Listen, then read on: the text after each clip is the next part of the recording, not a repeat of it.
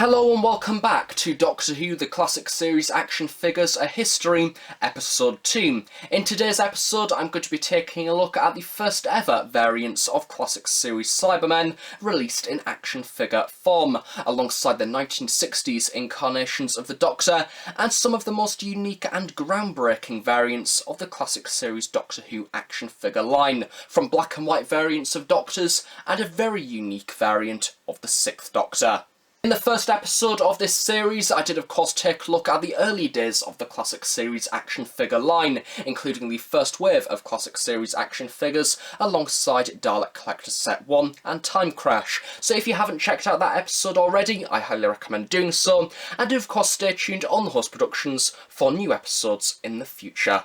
So far in the line of Doctor Who Classic Series action figures, we have seen a number of different incarnations of the Doctor, as well as a few iconic monsters and villains seen throughout the Classic Series eras, and we've also seen a number of different variations of Classic Series Dalek. It now only makes sense to go on to the other iconic Classic Series Doctor Who villains, which are of course the Cybermen, in another wave of Classic Series action figure releases. Now of course in a very similar format to the first wave of Classic Series action figures, we once again have a number of different Cybermen spread across a number of different Doctors, along with a collect and build figure, this time round being the Tomb of the Cybermen Cyber Controller, and there is also a new series figure added into this wave as well, being the new series Cyber Leader and Cyber Controller as well. I can't quite remember what they called it within the story, from the Christmas special The Next Doctor, which from what I can remember, around the current time of the release of these figures,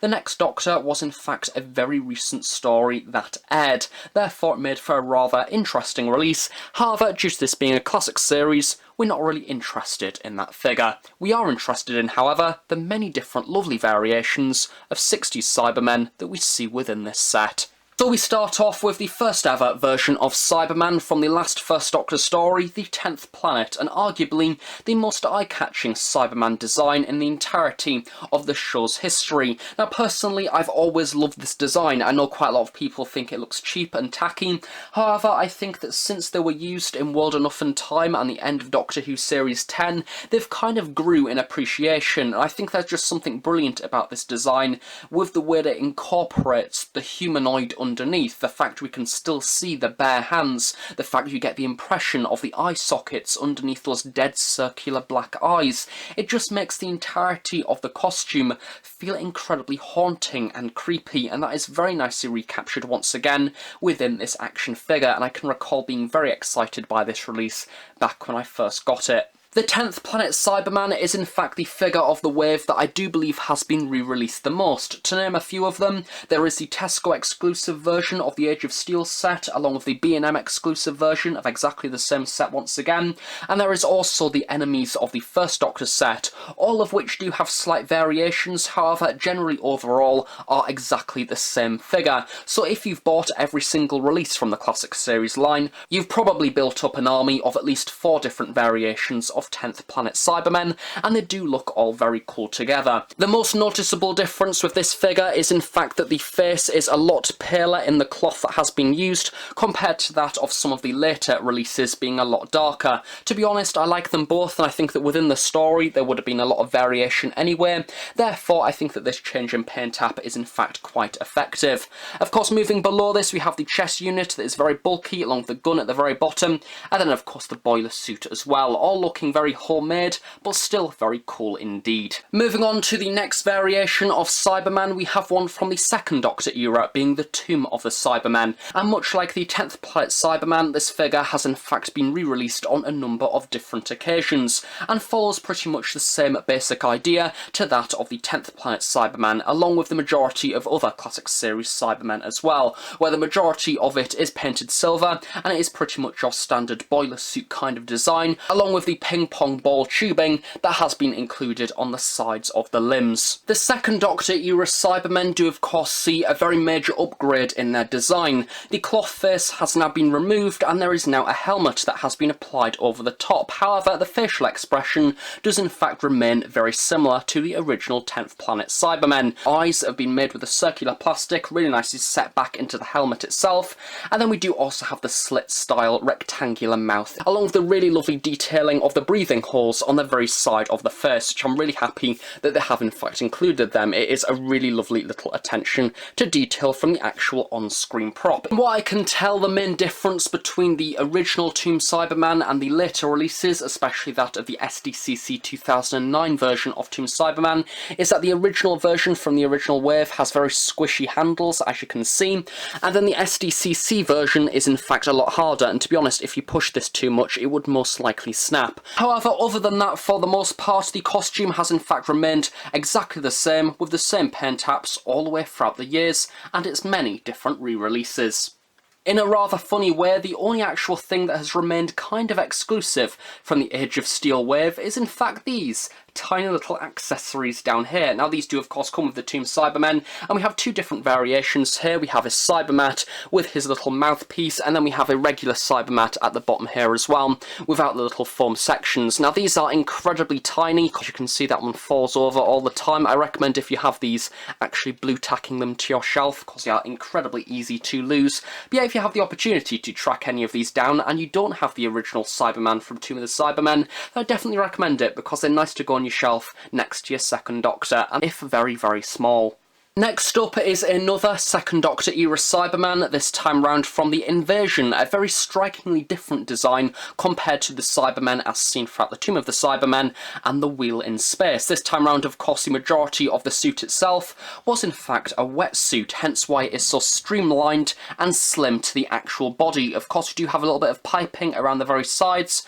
as well as your regular chest unit in the very middle. As for the actual helmet design, this is in fact the introduction of the little teardrop that has been used on the eyes, which however it's not really emphasised too much on this figure. And much like all of the other Cybermen released as a part of this wave that have been re-released, all of the other re-releases of this figure are pretty much exactly the same to this version, with very little, if not any, noticeable differences. And of course, very unusually, this handheld gun, even though they also have a gun within their chest unit, which has always kind of baffled me, but I'm just not going to question it. And then, of course, the final figure of the wave is the collect and build Tomb Cyber Controller. Now, in a very similar way to that of the K1 robot, I really like this figure for the simple fact that it doesn't look like a collect and build. It fits together really nicely. However, I don't like it as much as the K1 robot, simply because it is incredibly simple. It is essentially a Tomb Cyberman body, just with a sort of more baggy boiler suit, just with the chest unit removed, and of course a new helmet added on the very top. Rewind a few years and the Cyber Controller was in fact just as sought after as the K1 robot collect and build, along with many of the other rare figures from the classic series line. However, of course, the Tomb Cyber Controller was re-released as a part of the B&M exclusive series, with some major upgrades within the paint taps. Now, of course, the boiler suit itself did pretty much remain exactly the same, because you couldn't really change that. There was a few different variations in the piping, however, as you can see they are a little bit darker. However, all of the paint tap changes pretty much rely in the actual head itself. Now, in all honesty, I prefer the original one more. I do get where they're coming from with this new one that is apparently more accurate to what is seen within the programme, having a much darker grey and a much more emphasised silver around the eyes, and of course the dome head in the very middle as well, with the brain, as they call it. But yeah, it looks a very odd design with the veins. Of course, if you have the opportunity to get this one, it's lovely, it's brilliant, I love the sculpt, but naturally, if you have the opportunity to get the original, I recommend that one more, simply because I think it fits the body more. I think that this head just stands out a little bit too much, and it kind of just looks too dark. As I say, still a nice figure, and it is nice to have a Tomb Cyber Controller, regardless of what different grey, to add with your standard drawn Tomb Cyberman. And with the completion of the Age of Steel wave, once you have added these 4 figures to your collection, we were really now starting to see quite a nice wide variety of classic series action figures. However, all of these figures are from the 1960s of Doctor Who, and yet we don't have the first or second Doctor to put with them. just yet.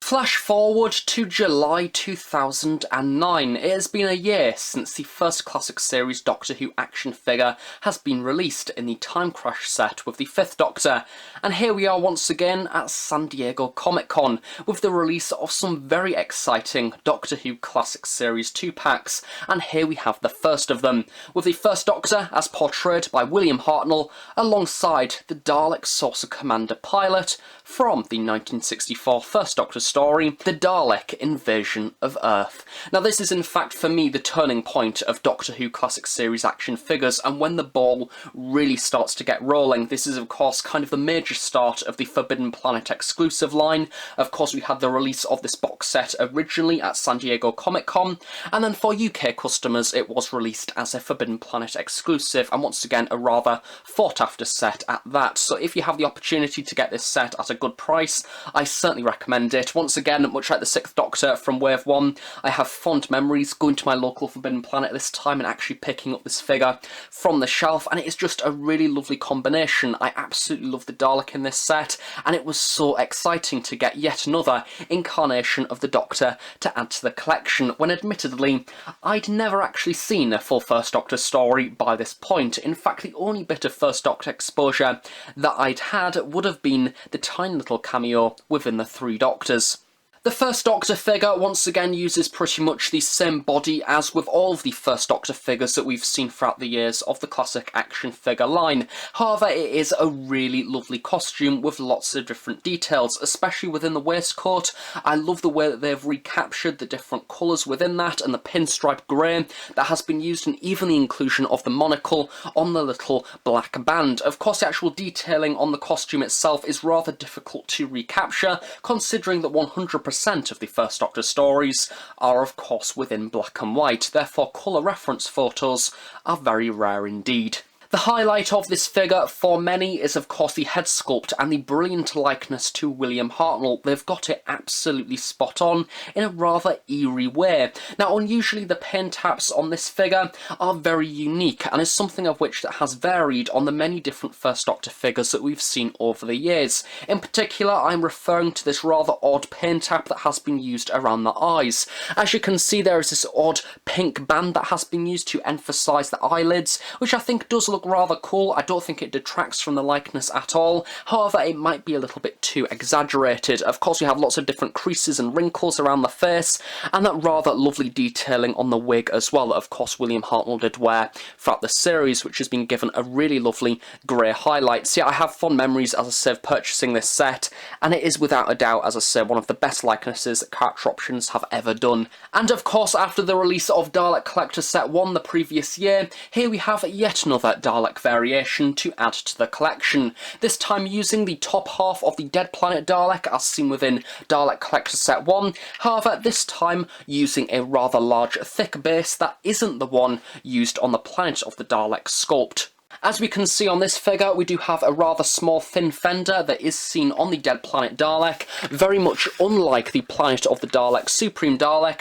that just goes completely into the base itself without the presence of a small fender. So this is in fact a slightly different sculpt, one that is used on a number of different occasions throughout the classic series figures. Once again, I do think that the black and the baby blue works incredibly well, and of course with this being a Dalek Invasion of Earth Dalek, we do also have the inclusion of the satellite dish design at the very back, which is once again used on all of the Dalek Invasion of Earth Dalek sculpts. And no doubt due to the success of the previously released classic series action figures so far, SDCC of 2009 didn't limit itself to only one exclusive set for that year, but we in fact seen another one, being the 2nd Doctor as portrayed by Patrick Troughton, another incarnation very excitingly to add to the shelf, packaged alongside a re-release of a Tomb of the Cyberman once again, which isn't necessarily as exciting as the first Doctor set, but it is nice nevertheless.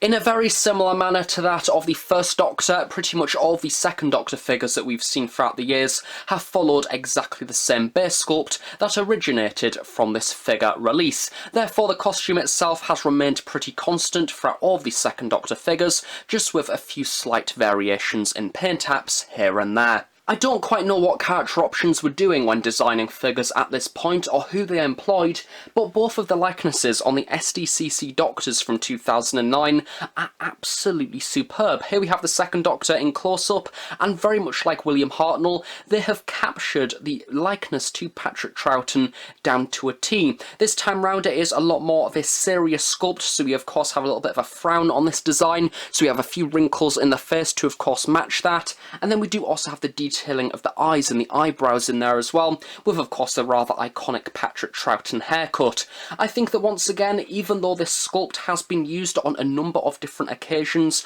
on different releases of the classic series line over the years, I don't think any of the second Doctor figures have ever quite matched up to this original release. There is something about it which just stands out quite a lot, and I think that that is solely down to the paint apps that have been applied over the top. Maybe it's the way that they have painted the eyes, but there is just something about this figure more than the other second Doctors that capture the likeness to Patrick Troughton a lot more. Moving down the figure, as to the actual costume itself, we do have a light blue shirt that has been used with a really lovely paint app over the top of this to reflect the white buttons, and then we do also have the detailing of the bow tie that has even been sculpted on a slant, which is a really lovely touch, with once again a white polka dot design that has been applied over the top of this, and this time around the handkerchief has in fact been painted in a burgundy red colour, which I do believe, don't quote me on this, but I think it is in fact an exclusive paint app that is only seen on this figure, as all of the other second Doctor figures do seem to have slightly different paint apps on the handkerchiefs to represent the different stories that they've meant to have came from. And of course, no second Doctor figure would be complete without the inclusion of his flute, which has in fact been used on a number of the different second Doctor releases over the years, which is nice to see it included. And of course the figure that the second Doctor was packaged with is another standard Tomb Cyberman, which is a good opportunity for those people that missed out on the original one from the Age of Steel wave. However, additionally is a nice opportunity for those of you that got the original Age of Steel wave to in fact be able to put two side by side, and then of course have the leader stood within the very middle, which I can recall doing when I first got the figure back in the day of 2009. I think if there was any moment within the early days of the classic series Doctor Who action figure line where it was known that this line was incredibly popular and had a lot of potential to expand for further releases, it was no doubt around July 2009 with the release of these sets, because not only do we get to see a further two incarnations of the Doctor along with a Dalek and a Cyberman, but we got to see these exactly the same two sets released again, but in a slightly different format from what you would expect.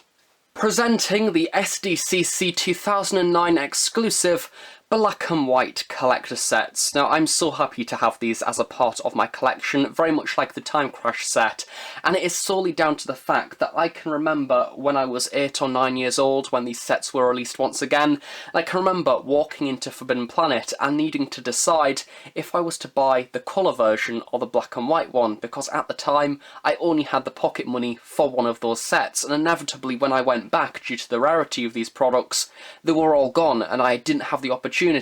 to get the black and white versions, and I never did, up until a few years ago, when once again I was looking on eBay and I managed to finally, after many years, be able to add these two rather exciting sets to my collection. Now, much like the Time Crash set, there is in fact some different variations available where both of the figures on the inside or both of these sets are exactly the same, the contents remains the same, however the packaging does alter. As you can see, we have the San Diego Comic-Con one here with the logo at the top, and then of course the limited edition sticker on the very back. Just flipping that over there, it does of course state Unit 758, and of course the little holographic logo, and then we have this version here on the second Doctor and Cyberman set, as you can see, with the absence of the Comic-Con logo, as well as the absence of the sticker on the back. Now, I do believe that this is meant to be the UK release version, very much in a similar lines to that of the Time Crash set, and this is the San Diego Comic-Con one. Now, presumably, I imagine this one is probably rarer and more sought after because it has the number on,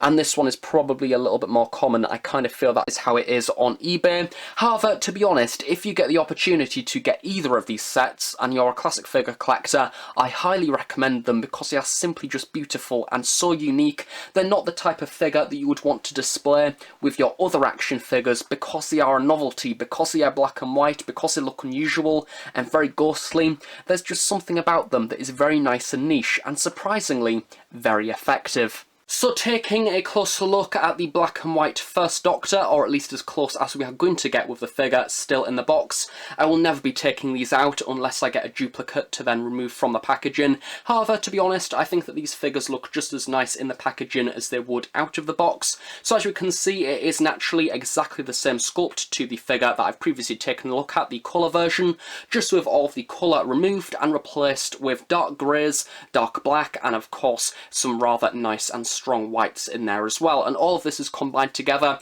to create a really lovely grayscale variation of the First Doctor. And as I was mentioning earlier about the incredibly accurate likeness to that of William Hartnell, I think that that has really nicely been exaggerated on this black and white version. I think that once again the detail has been really nicely brought out, possibly even more so than the colour version. Trying to tilt it to the side ever so slightly, you can get the impression of the hair and the different strands nicely brought out by using that black wash, and of course the very sharp highlights around the face. As for the Saucer Commander, to be honest, there isn't really too much in it with this figure due to the colour version being pretty much a matte black anyway, so the only major difference is on the eye stalk where the light blues have been replaced by that rather unusual grey, and then of course on the hemispheres at the bottom they are a rather unusual, almost purplish colour in different lights as opposed to your regular bright blue. However, once again, it still looks pretty effective. And as for the Second Doctor, once again, as you would expect, exactly the same sculpt.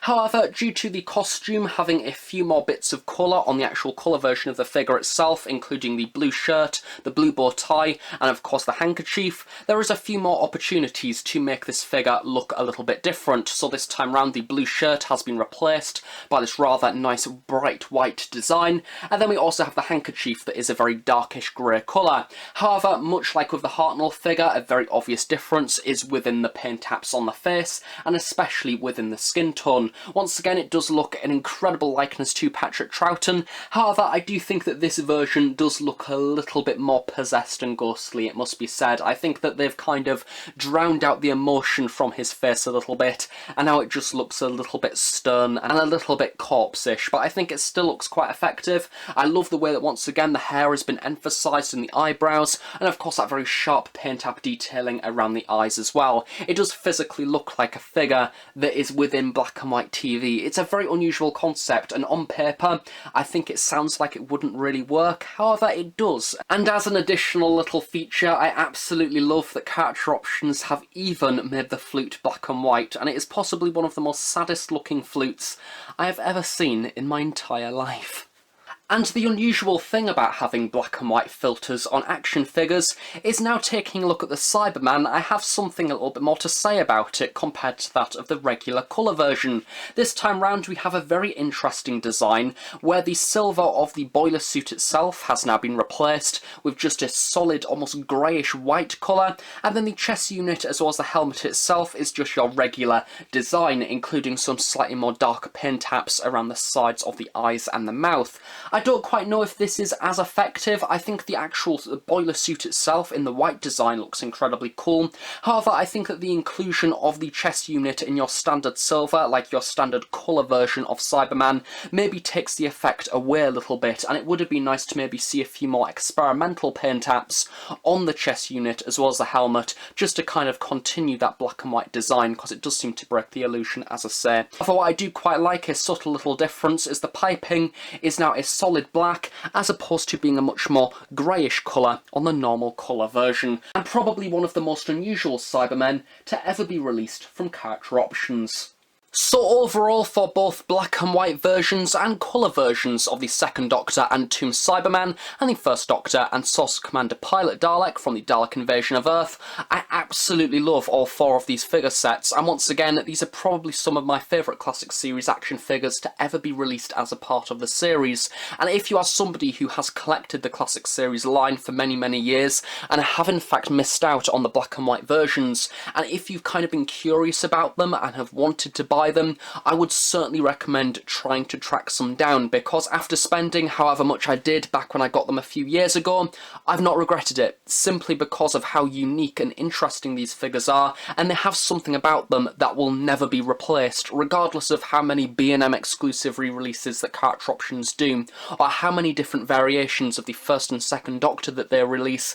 Nothing will ever replace the original black and white figures, because they are so unique in their design. Don't quite know what it was of Character Options around this time of production of Doctor Who action figures, but they've kind of broke the boundaries of possibility when it comes to releasing new incarnations of the Doctor, then releasing incredibly experimental black and white versions. Whatever are they going to do next? Well, they're going to release another San Diego Comic-Con 2009 exclusive that once again brings a figure to our shelves that, quite frankly, I think that most Doctor Who collectors never thought that we would see. It is, of course, the one and only 6th Doctor in the Big Finish and BBC animated costume, as seen in real time.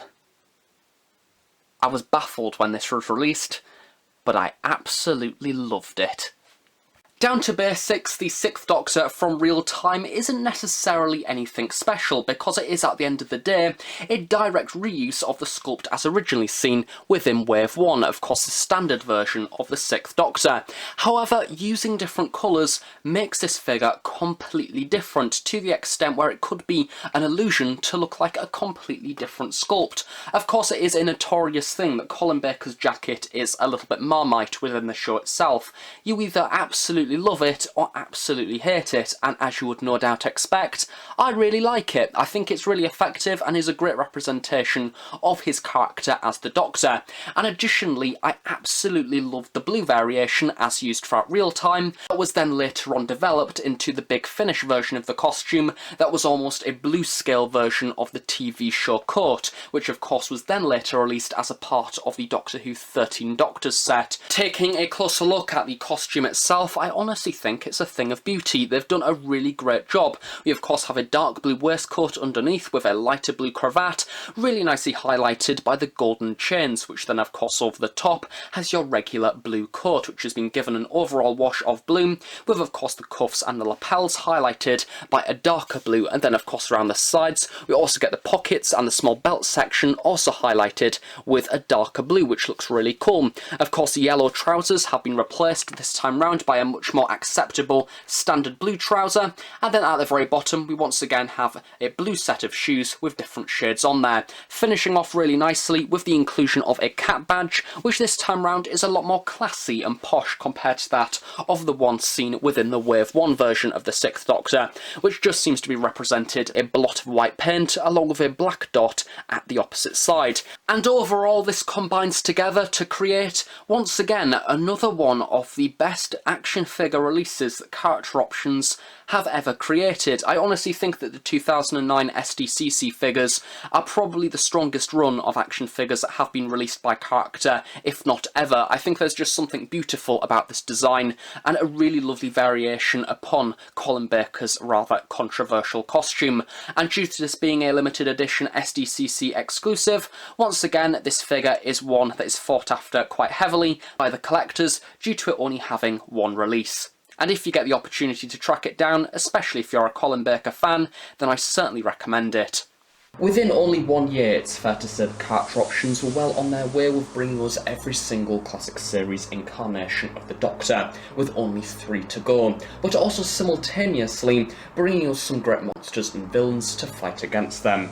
Join me in the next episode of this series, where I will continue my look back at the classic series Doctor Who action figures of 2009, with more Daleks, monstrous maggots, and of course John Pertwee. See you all next time.